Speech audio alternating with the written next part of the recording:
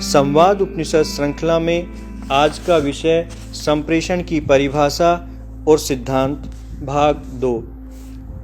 गीता इससे भी आगे बताती है कि जो कुछ तुम्हारे पास है वह सब तुम ईश्वर को समर्पित कर दो, इसके पहले कि तुम उस परमपिता की कृपा से उसका उपयोग करने के लिए उसको वापस प्राप्त करो। इसका तात्पर्य यह है कि जो कुछ हमारे पास है वह नश्वरता के संक्रमण से प्रदूषित है। मैं इसको अमृत से पवित्र बनाऊंगा। यह वस्तु अमृत से पवित्र हो जाने पर तुम्हारे पास वापस आ जाएगी। यह तुम्हारे मनोरंजन की सामग्री हो सकती है, यह तुम्हारा संबंधी या तुम्हारा मन हो सकती है। वह सब कुछ समुन्नत बन जाएगा, तथापि इसके लिए तुम्हें केवल अपने शरीर और बुद्धि के धरातल पर ही नहीं अपितु मन के धरातल तक पहुंचना होगा। यही प्राकृतिक और वेद भाषित संप्रेषण का सिद्धांत है। यही हमारे सामान्य संप्रेषण का और मीडिया का लक्ष्य होना चाहिए। एक पत्रकार को अपने मन के धरातल पर रहना चाहिए तथा फिर समाज के कल्याण पर लेखन करना चाहिए। तभी काम ही पूजा है वाली कहावत चरितार्थ होगी, अन्यथा सारा संप्रेषण शाब्दिक द्वंद मात्र होगा और संप्रेषण की मुख्य भूमिका ही नकारात्मक हो जाएगी। संप्रेषण के दो भाग होते हैं, उसकी भावना और उसका उद्देश्य। जब ये दोनों मिलते हैं तभी पूजा की भावना उत्पन्न होती है। यह उद्देश्य ही है जो भाग्य का निर्धारण करता है। निष्ठापूर्वक किया गया संप्रेषण शुभ भावना से उत्प्रेरित संप्रेषण सदा कल्याणकारी होता है। संप्रेषण के कुछ मुख्य रूप हैं। एक तरफा संप्रेषण जैसे प्रार्थना, उपासना, अर्चना, स्तुति, मंत्रोच्चार, हवन, जप आदि।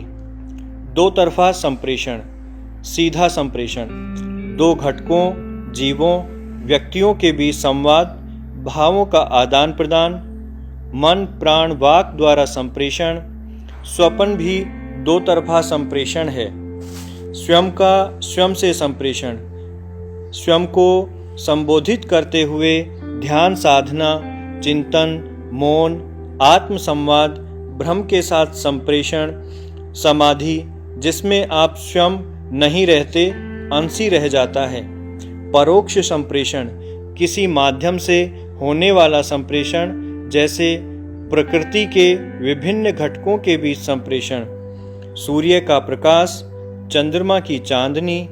ब्रह्म का सबसे बड़ा संप्रेषण है यथा अंडे तथा ब्रह्मांडे, अग्नि, दीपक, जल आदि।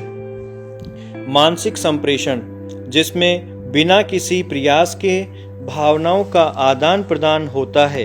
माँ का संतान से, गर्भ में संकेत से।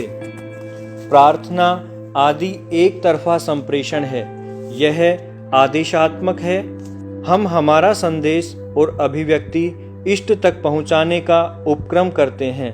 उधर से संवाद नहीं होता, किंतु यह अनुभूति होती है कि कोई निर्देश ग्रहण कर रहा हो। देव उपासना की अवस्था को ही लें। मैं क्षर सृष्टि में बैठा हूँ, वह अक्षर सृष्टि में विराजित है। दोनों पक्ष अक्षर धरातल पर आएंगे तभी देवता तक बात पहुँचेगी। देवता से बात करने से पहले मुझे देवता बनना पड़ेगा, उसके बिना संवाद स्थापित नहीं होगा। इसलिए प्रत्येक यज्ञ अथवा अनुष्ठान में सबसे पहले देव प्रतिष्ठा की जाती है, किंतु दृश्य और श्रव्य का आनंद जब आत्मा तक पहुँचता है एक अनुभूति होती है, वह संप्रेषण है।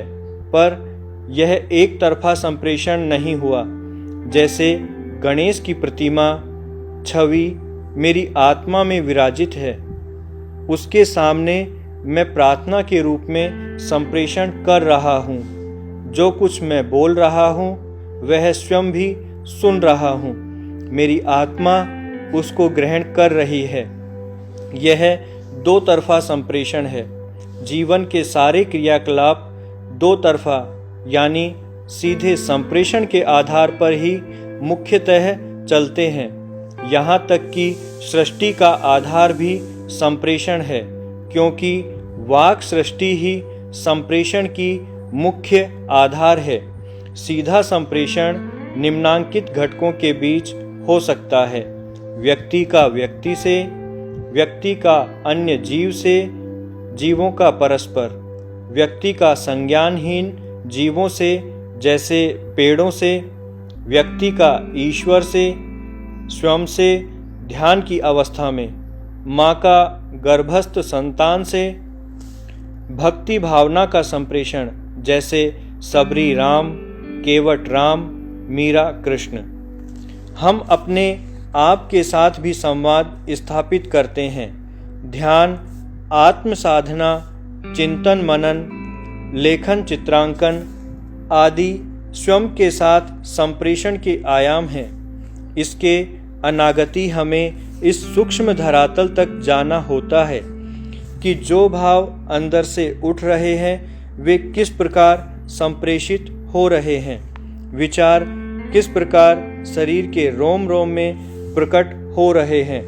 जो लेखन चित्रांकन आदि कर रहा हूँ तो मेरे भावों की यात्रा आगे से आगे बढ़ रही है, अनेक आत्माओं तक संप्रेषित हो रही है। परोक्ष संप्रेषण प्रकृतिगत सत्व, रज, तम तथा पंच महाभूतों से संबद्ध साधनों के विस्तार के अनुसार होता है। इनके बदलावों का प्रभाव आत्मा के कारकों पर किस प्रकार कितना होता है, वही संप्रेषण प्रक्रिया है। प्रत्येक शरीर के घटक हैं पंच महाभूत। ये किसी न किसी रूप में प्रत्यक्ष या परोक्ष बिना सूचना के भी ये संप्रेषण के माध्यम बने रहते हैं। प्रकृति अपने आप सभी चीज़ों को संप्रेषित करती है। व्यक्ति के आभा मंडल ओरा का विश्लेषण करने पर यह सिद्ध हो चुका है कि प्रकृति के साथ संप्रेषण होता है। इसी प्रकार सातों लोक भी परस्पर संप्रेषण कर रहे हैं, एक दूसरे के स्वरूप का निर्माण कर रहे हैं। सृष्टि में गतिविधियों का एक क्रम है, सातों लोकों में उसका असर पड़ता है। प्रकृति जन्य संप्रेषण में हमें देखना होगा कि सूर्य और चंद्रमा हमसे किस प्रकार धूप, प्रकाश, शीतलता, चांदनी आदि संप्रेषण कर रहे हैं। प्रकृति प्रारब्ध के माध्यम से हमसे पूर्व कर्मों के फलों के रूप में संप्रेषण कर रही है। सूर्य ग्रहों के माध्यम से, चंद्रमा नक्षत्रों के माध्यम से संचारित कर रहा है।